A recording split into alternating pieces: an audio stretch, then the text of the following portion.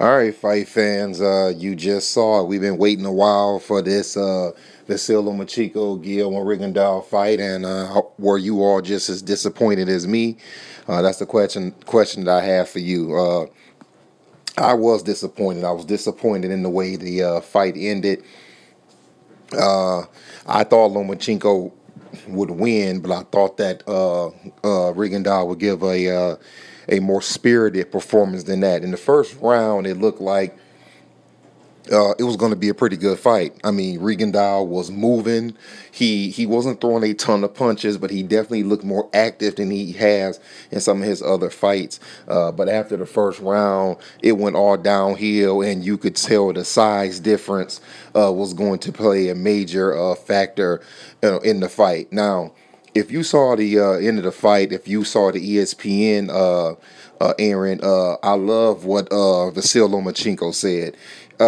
Like a true champion, he was very clear. He said, "Look, I fought the guy, but let's be honest. I'm bigger. I'm bigger than the guy, and Guillermo Rigondeaux is a good fighter. He's a great fighter, but he's a great fighter in his weight class, which is super bantamweight.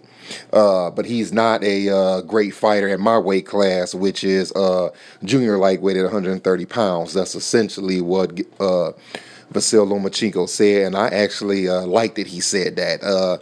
He didn't, stand up and get bold and say, well, hey, he came up to fight me, so he got what he got. He was very clear. He said, hey, this wasn't even a big victory for me. You know what I'm saying? It was a fight I had to take, but the dude is coming up 2 weight classes, and I definitely give him credit for saying that, because you don't want to make excuses when a person goes up in weight. When you sign a contract and say you're going to fight, that's fine, but we all know that weight is a reason that they have weight classes. And there's a reason why middleweights don't fight heavyweights, because the weight and the size does make a difference. Let's focus on Guillermo Rigondeaux real quick. I don't think he's done. He's definitely not in his prime anymore. He's still elite, but he's not in his prime anymore. He's 37 years old. And I think the best thing for him to do is to go back down in weight relatively soon, back down to super bantamweight. And to be honest, even bantamweight, if that's even a possibility.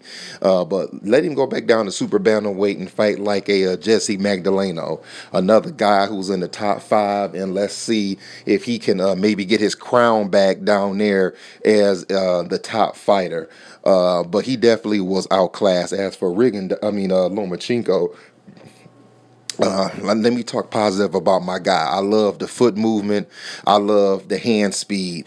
And fighting a smaller guy coming up in weight, I thought the hand speed would be a major difference. That's the one area that Rigondeaux might have had a edge in, but he didn't. We see that Lomachenko's hands were very fast, and he looked good. And I agree with Lomachenko. It's hard for me to give him a ton of credit for this, because he did fight a guy coming up 2 weight classes. But let's look at where we go from here. I'm going to stick in the junior lightweight division, and I'm going to say Jazrael Corrales or Miguel Burchett are the 2 fights that I would love to see Lomachenko fight next. I'm not horsing for him to jump up to lightweight, even if it is to fight Mikey Garcia, even though I would definitely take that fight if it happened, and I would love to see that fight. But let's see him stay at junior lightweight, maybe 2 to 3 more fights, because there are guys for him to fight there.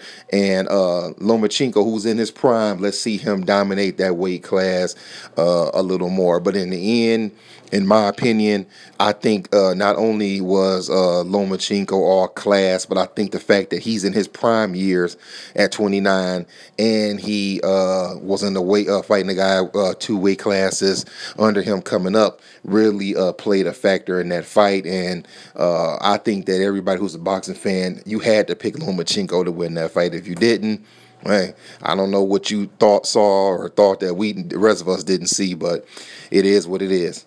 All right, fight fans, that's it. Lomachenko does it. He beats Rigondeaux and stops him from wanting to come out. And shame on Rigondeaux for coming up with the hand excuse. I'll apologize if I find out tomorrow that his hand actually is broke or something like that is going on. But Lomachenko just outclassed him. He shut him out, and that was it. All right, fight fans. Catch y'all later.